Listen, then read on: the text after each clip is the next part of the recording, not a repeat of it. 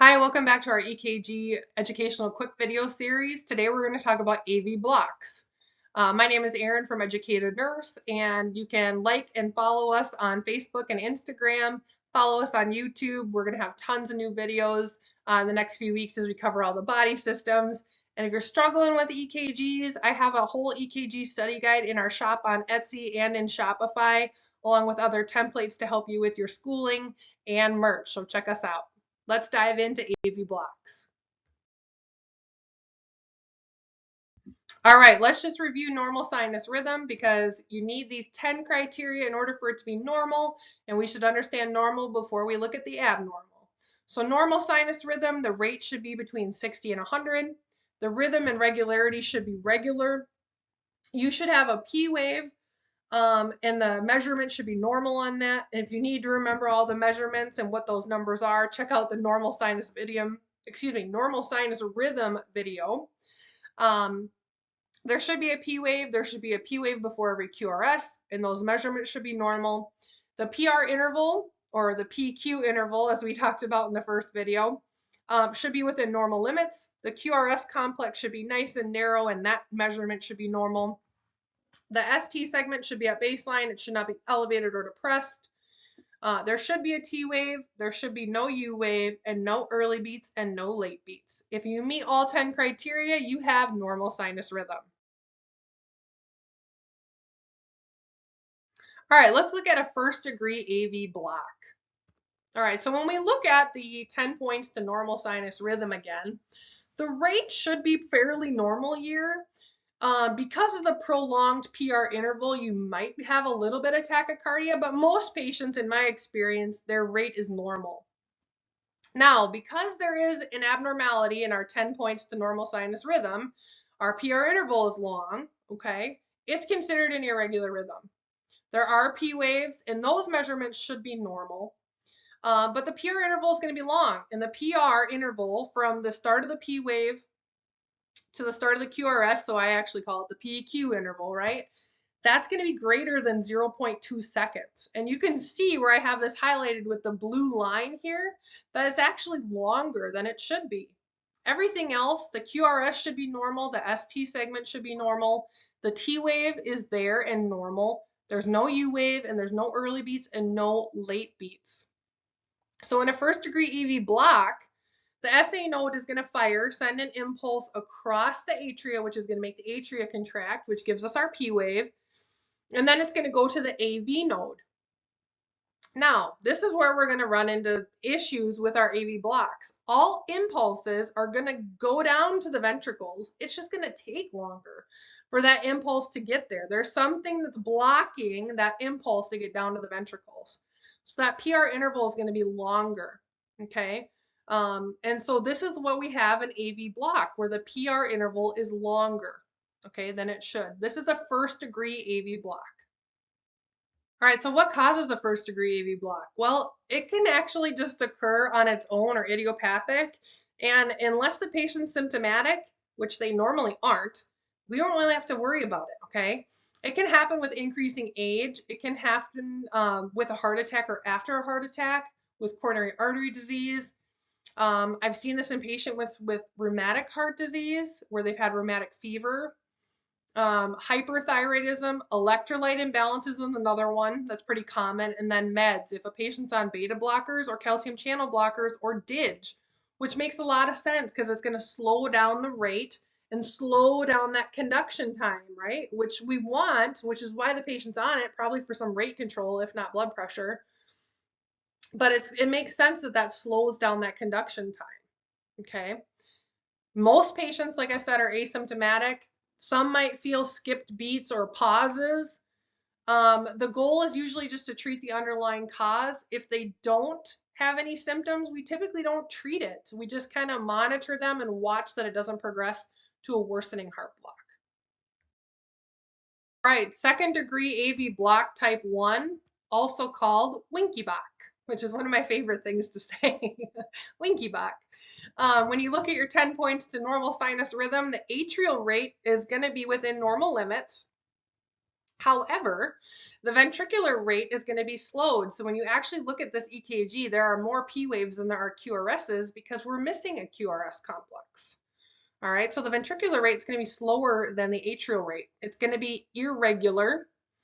And the PR interval, so when we look at second degree AV blocks type 1 versus type 2, in type 1, the PR interval is going to increase in length until a QRS drops.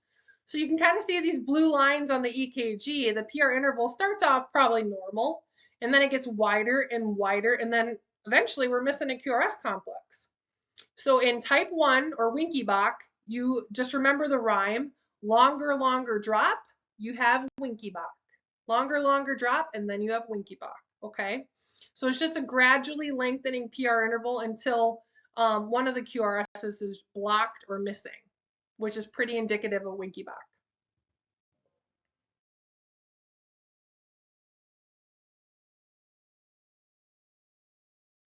What causes Winky Bach or type 1 second degree AV block?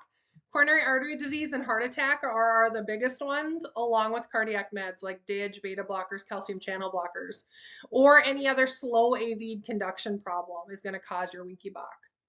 Again, most patients are probably going to be asymptomatic. They might feel those skipped or paused beats. Again, we don't necessarily have to do treatment with this one, especially if they're asymptomatic. If they're asymptomatic, just watch them to make sure it doesn't progress to another worsening heart block. And then symptoms with this one, if the patient is symptomatic, you can try atropine, but if it is a slowed AV conduction problem, you probably have to give them off their meds. And if they have a slowed conduction problem, you got to make sure the electrical activity is okay. If it's not okay, atropine isn't going to work. So then you have to consider a temporary or a permanent pacemaker.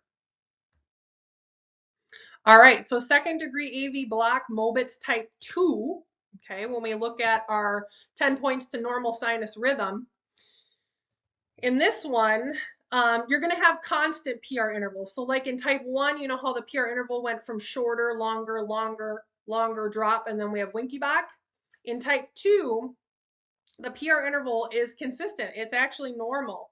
But occasionally, just randomly, a QRS is dropped. This is a worse electrical problem than type 1, okay? So the atrial rate is going to be normal again, but then as you can see, the ventricular rate is going to be slower because you're going to be missing a QRS complex. It's irregular. You're going to have P waves. Your PR interval is going to be normal, but occasionally you're going to have a QRS dropped. So patients might notice that pause, but everything else should be within normal limits, okay? So constant PR intervals, but occasionally you're going to have that QRS drop. So what causes Mobitz type 2 AV block or second degree AV block? Typically, it's going to be a cardiac condition. So rheumatic heart disease, a bundle branch block can actually cause this. Coronary artery disease, drug toxicity, MI, especially anterior MIs, okay? Symptoms, they're going to have symptoms of decreased cardiac output, right? When we drop that QRS complex, there's no blood flow going to where it needs to be. So patients are going to be tachycardic, hypotensive, probably chest pain. They might even have some other heart attack-like symptoms due to some ischemia because the heart's not getting oxygen. They can also have shortness of breath and neuro changes, but typically they're going to start to have some cardiac symptoms with this one. For Mobitz type 2, because there's that block with electrical activity, you have to figure out a way to get those electrical impulses to the heart and to the ventricles like they should. So the patient's going to have to be on external pacing, and let me tell you, that is uncomfortable.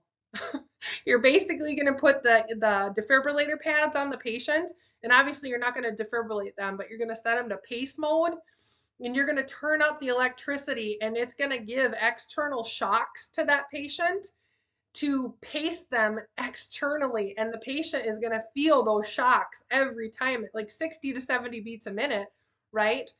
Oh, ouch, right?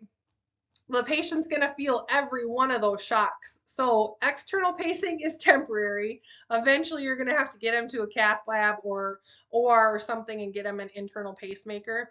And you have to watch these patients because there's that total block of electrical activity when you miss those QRS complexes. You have to monitor the patient to make sure they don't go into a third-degree heart block. All right, last up is the third-degree AV block. So as you can see with this EKG, there is no rhyme or reason to these P waves and QRS complexes. At the start of the EKG, you've got a lonely little P wave out there, and then you have a QRS, and then you have a random P wave and another random P wave, and then a P wave and a QRS and some other random P waves. There's no rhyme or reason. The P waves and the QRSs are doing their own thing. There's no relationship between the atria and the ventricle squeezing. They're just doing their own thing, right? So it's going to be abnormal. It's not going to be regular. You're not going to measure the rate. It's just going to be all over the place. The PR interval is going to be variable. Impulses from the atria are not conducted to the ventricles. That's why you have the P waves and the QRS doing its own thing. Usually, if the ventricles contract, like you can kind of see in this EKG, it's because there's some escape beat in the ventricles that's trying to fire and be like, oh, I gotta fire. The atria are doing its own thing. I gotta fire. Okay, but they're not in sync. They march along and they do their own thing. This is a complete heart block. So something is blocking that electrical activity from the SA node across the atria to the AV node, down the Purkinje fibers and out to the ventricles. They're not communicating, they're not connecting. It's a complete heart block. And there's really nothing you can do except get them a pacemaker. We're going to talk about that in just a second. What causes third-degree AV block? Severe heart disease, coronary artery disease, MI, whether it's old, new, impending, on the verge of having a heart attack, myocarditis, cardiomyopathy. MI makes a lot of sense, right? Because there's usually some ischemia or a clot or something, and that might be what's blocking that conduction. Okay, we see this a lot in heart attack patients.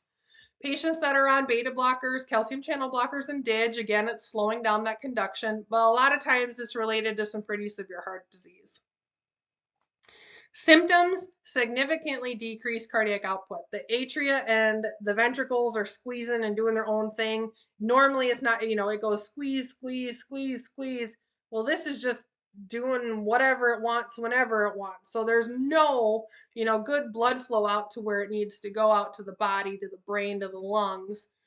So you're going to have severe hypotension, heart failure, bradycardia or tachycardia. Most of the time it's going to be brady. Their heart rate's going to be like in the 20s and 30s, right? Syncopal episodes, just because they're not getting blood flow to the brain. And you might even have some periods of asystole when there's those big pauses. The patient's going to feel that. When the heart's not beating, the patient is going to feel that. They're going to be really dizzy, lightheaded, chest pain, short of breath because their blood is not circulating. Okay? That's a problem. They need immediate external pacing, and eventually they're going to need a permanent pacemaker. Temporarily, I have seen epinephrine or dopamine given to help with some contractility, but it's not something that can be used long term. They need a pacemaker to fix that. All right, thanks for watching our educational quick video on AV blocks. If you're struggling with EKGs and you want some more information, I made an EKG study guide. It's like over 50 pages long with tons of practice questions and EKG interpretation. You can find that in our Etsy and Shopify store. Like and follow us on Facebook and Instagram, and then definitely like and subscribe to our YouTube channel. There's going to be a bunch more videos in the next few weeks on all the different body systems. Thanks for watching this quick video, and we'll see you next time. Bye-bye.